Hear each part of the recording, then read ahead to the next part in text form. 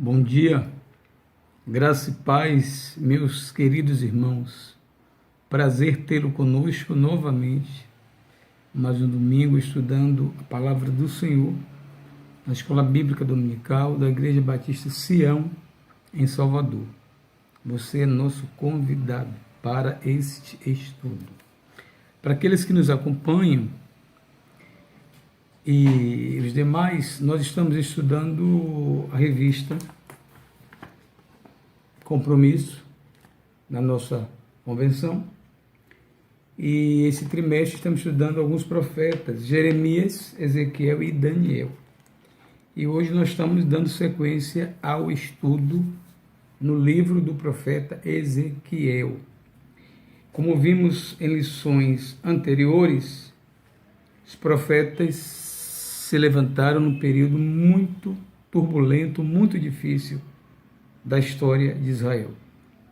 Quando o povo, depois de muito aviso da parte de Deus, quando ele levanta profetas para alertar ao povo sobre a sua situação e as consequências se não voltassem à prática da adoração a Deus, o que aconteceria com eles. Então Deus levanta alguns homens, alguns profetas, em períodos distintos, que nós podemos classificar de pré-exílio, durante o próprio exílio e pós-exílio. O profeta que nós estamos estudando agora é Ezequiel, justamente ele é o profeta durante o exílio.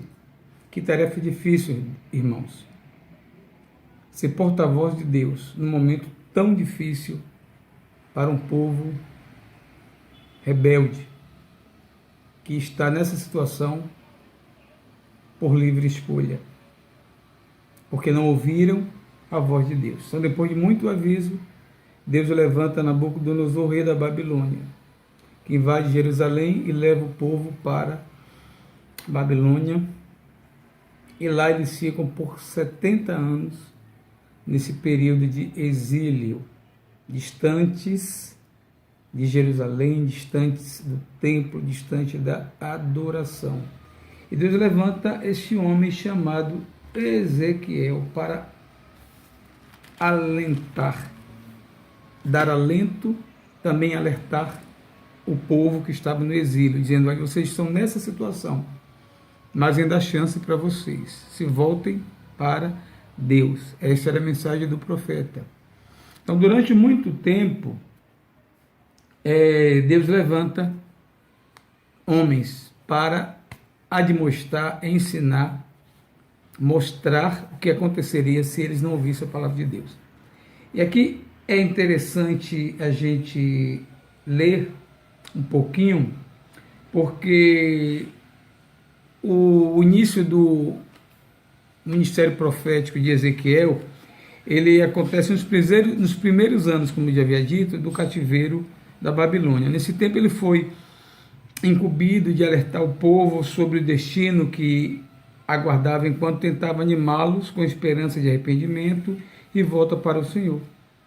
Mas não houve mudança de atitude e finalmente Jerusalém caiu, como eu havia dito. Nabucodonosor invade e leva o povo para o cativo.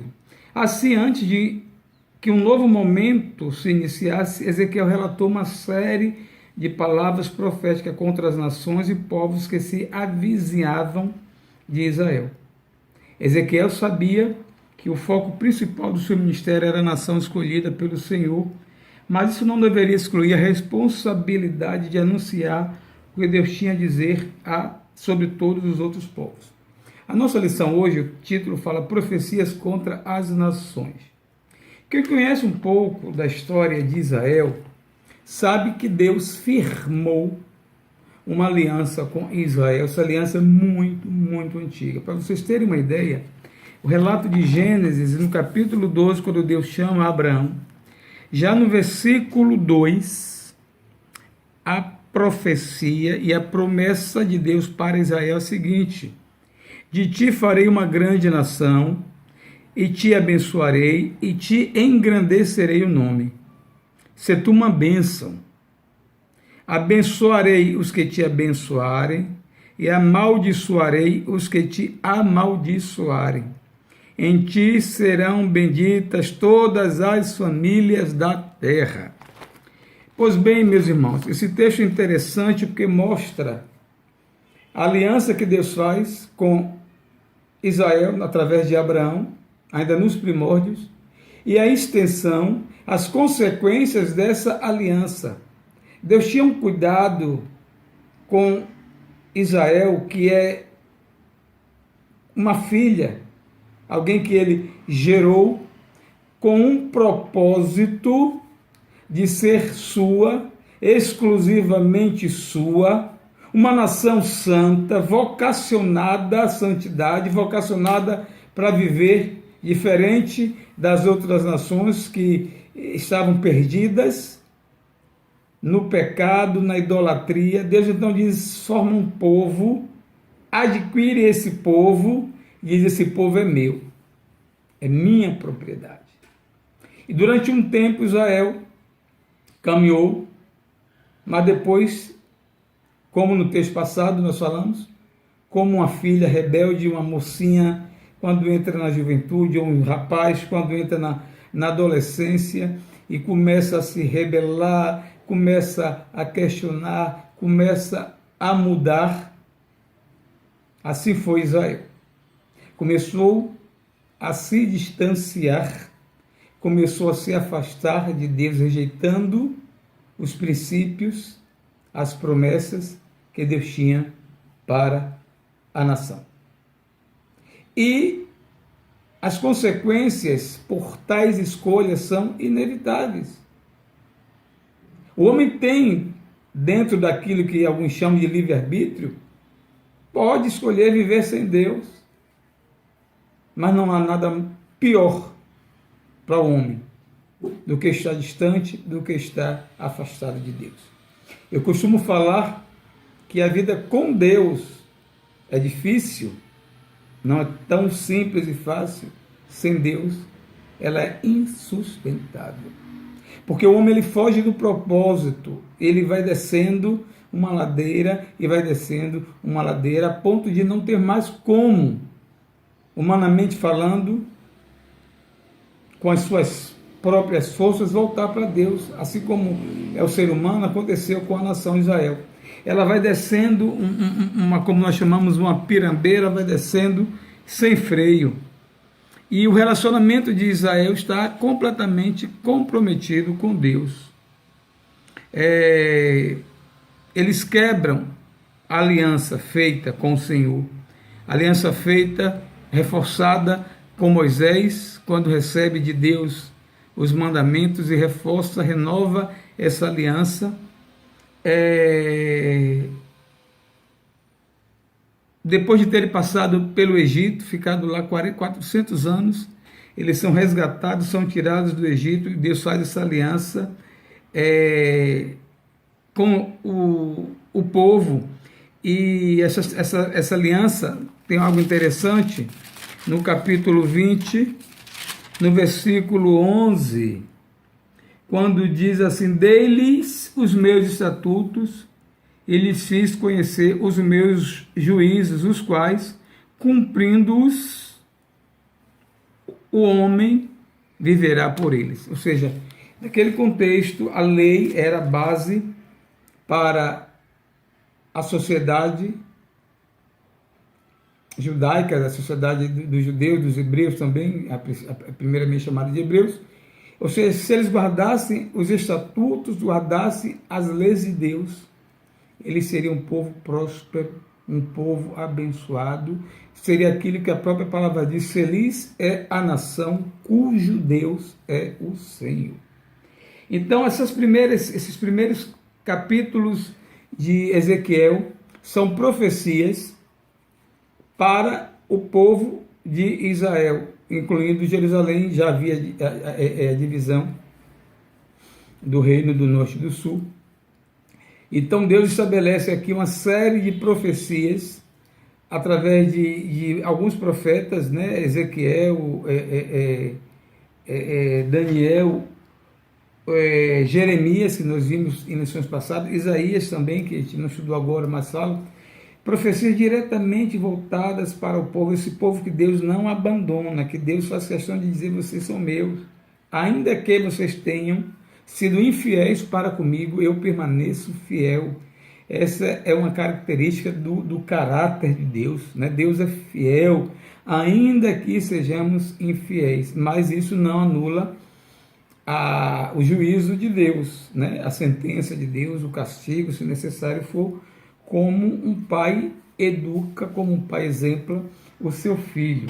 Então são muitas as profecias que Ezequiel lança para Israel, para ver se Israel se alerta, se Israel percebe o perigo que estava em torno do não cumprimento dos estatutos, das leis e dos mandamentos de Deus, mas o povo deliberadamente abandona ao Senhor. No versículo de número 8 desse mesmo capítulo, diz o seguinte: mas rebelaram-se contra mim e não me quiseram ouvir.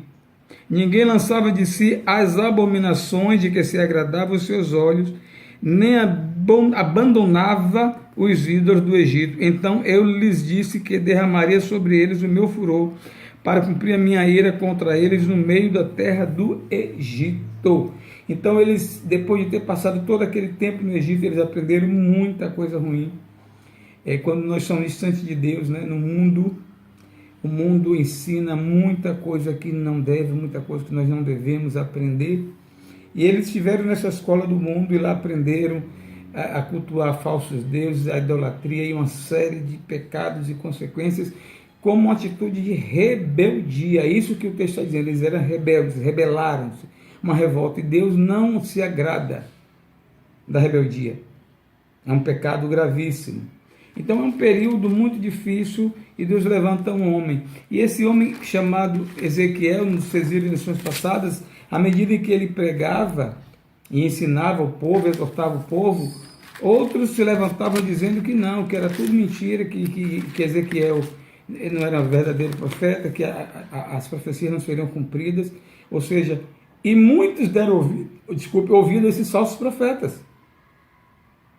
Ainda tem essa questão. E quando nós pensamos na realidade de Israel no passado, não é muito distante da realidade da igreja de hoje. A igreja de hoje também tem essa característica, um povo que não tem dado ouvido à voz do Senhor.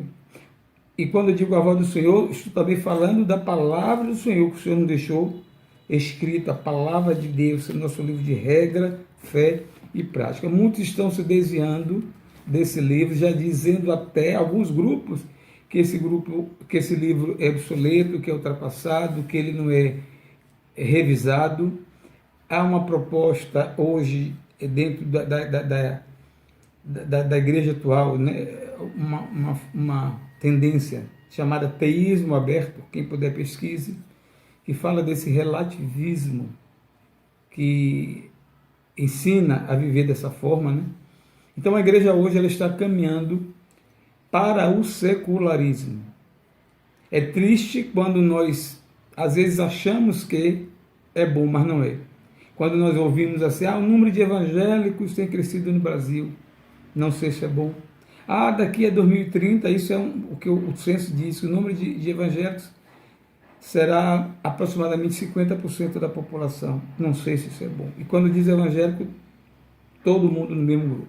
Qualquer um que se declare não católico, nem espírita, nem de outra religião de matriz africana, é considerado evangélico. E o testemunho tem sido terrível nos dias atuais. Nunca a igreja alcançou os noticiários do lado ruim da notícia, como nos dias atuais. São muitos e muitos e muitos. Você hoje deve estar ouvindo diariamente no programa de meio-dia um assunto terrível que aconteceu aqui em nossa cidade, envolvendo uma pastora, um pastor e bispo e uma série de coisas. Então a igreja está cada vez mais perdida. E a mensagem que Deus deu ao povo, à nação, a Israel, é a mensagem que cabe para a igreja, que a igreja hoje é a Israel de Deus. Nós somos Israel de Deus. Pedro vai dizer, nós somos o povo santo, a nação adquirida, sacerdócio real. Ou seja, nós somos a igreja do Senhor, a menina dos olhos do Senhor, a noiva do Senhor. E por isso essa profecia ainda é para os nossos dias. Será que nós estamos vivendo dentro daquilo que Deus estabeleceu, ou estamos saindo, fugindo, dando passeio e voltando? Então é necessário acordar e pensar. Mas como eu havia dito em Gênesis 12, 1 e 2, quando Deus chama e firma uma aliança com Israel, fazendo de Israel a sua nação, o seu povo, Deus diz o seguinte, olhe, quem te abençoar será abençoado, e quem te amaldiçoar será amaldiçoado. Isso é interessante porque tem um impacto ainda hoje nas nossas vidas. Quantas pessoas com as quais convivemos, seja no núcleo familiar, seja no âmbito de amigos, de colegas inclusive de trabalho, são abençoadas por causa de você, por minha causa, por nós. Deus nos abençoa e abençoa, incluindo os nossos animais, abençoa toda a nossa família, toda a nossa parentela, por causa da aliança que Ele tem conosco. Mas o texto diz aqui que Ele também amaldiçoa aquele que nos amaldiçoa. Tem um texto que diz, é de quem mexer nos meus. Então, é necessário entender que os povos que se levantaram contra Israel, com base nisso aqui que eu acabei de ler e outros textos mais, e agora tendo as profecias de Ezequiel, eles agora, a seu tempo, serão punidos. Ou seja, chega um momento na nossa história que nós não precisamos nem lutar, humanamente falando, até porque a palavra diz que a nossa luta não é contra a carne nem contra o sangue, mas contra todas as potestades e principados nas regiões celestiais. Eu não sei se você já lutou com as armas da carne, com as armas naturais, e provavelmente não conseguiu vitória nem êxito. Por quê? A luta que o Senhor diz essa é minha. Então, depois de Israel ter passado por um processo de afronta, de humilhação, o povo foi saqueado, o templo que simbolizava a pura experiência de vínculo, de elo entre Deus e o seu povo, onde Deus fazia presente, o culto é destruído. Há um episódio terrível na história de Israel. Isso mais tarde vai acontecer quando um rei chamado Antíoco Epifânio, depois de invadir Jerusalém, ele comete o que para um judeu é uma abominação. Ele sacrifica um porco no altar do Senhor no templo de Jerusalém. O porco é um animal considerado impuro entre os judeus. Isso como símbolo de afronta, de humilhação. O povo é destruído, o templo é destruído 2 vezes. Primeiro o templo que Salomão construiu, depois o templo que é restaurado. Esse templo é totalmente destruído no ano 70 depois de Cristo pelo imperador Vespasiano, Tito Vespasiano de Roma. E o povo novamente sai numa diáspora pelo mundo depois que Roma invade Jerusalém. Então foram muitas as afrontas que o povo sofreu, o povo levado ao cativeiro, jovens estupradas, meninas, moças afastadas das suas famílias. Terrível o que aconteceu com o povo de Israel. E tem acontecido ainda hoje, né? Estamos vivendo um período ainda muito difícil. Enquanto eu falo aqui, Israel está em guerra com o Hamas e os palestinos. Vários judeus foram sequestrados, e se não foram mortos, muitos sequestrados. Estava vendo inclusive a troca, achei interessante um judeu sendo trocado por 150, se não me engano, palestinos. É uma coisa assim, difícil até de entender, mas isso é consequência ainda de tudo isso aqui que está na profecia de Ezequiel. Então, Ezequiel lançou algumas profecias. Eu não vou ler por conta do tempo, vou citar apenas a referência. Ele faz uma profecia no capítulo 25, do versículo 12 ao 27, contra Amon. É um reino situado ao norte de Judá, porque os amonitas se alegram com a queda e profanação do santuário do Senhor, e destruíra, e o Senhor os destruiria e eliminaria totalmente. Então, o reino de Amon, que estava ao norte de Judá, se alegraram quando souberam que Jerusalém havia sido destruído, que o templo havia sido destruído, né? Se alegraram com o mal de Israel. Eles pagaram, foram também, sofreram consequências. Está lá em Amon, ou em Ezequiel 25, de 12 a 17, Moabe, os moabitas. Essa nação está a leste de Judá, além de Jordão, pela depreciação em relação a Judá como povo de Deus. O Senhor decidiu punir, os entregando como propriedade ao povo do Oriente. Nos versículos 25, de 12 a 14, Deus lança uma profecia contra Edom. Edom, um povo assentado no deserto ao sul de Judá, os edomitas. Ao se vingar da casa de Judá, ele se tornou claramente culpado, e por isso o Senhor haveria de arrancar homens e animais, tornando aquela terra um deserto. Outro povo também que sofre, que recebe o juízo de Deus, são os filisteus. Vocês conhecem muito pela história de Sansão. Esse povo estabelecido a oeste de Judá, ao longo do litoral mediterrâneo, onde hoje é o Líbano, por nutrirem maldade no coração e alimentarem perpétua inimizade, o Senhor estenderia a sua mão contra os filisteus com furiosos castigos. Sidom, Jesus inclusive fala, ai de ti, Tiro e Sidom, também na Fenícia, seria hoje o Líbano, cidade-estado na fronteira do norte de Israel. Contra aquela cidade o Senhor se colocou enviando praga e sangue. Temos o Egito. O Egito era autoconfiante, pois se assegurava nas provisões do Nilo. Não só nações pequenas foram punidas e receberam punição por serem contra e terem amaldiçoado e terem gozado de Israel.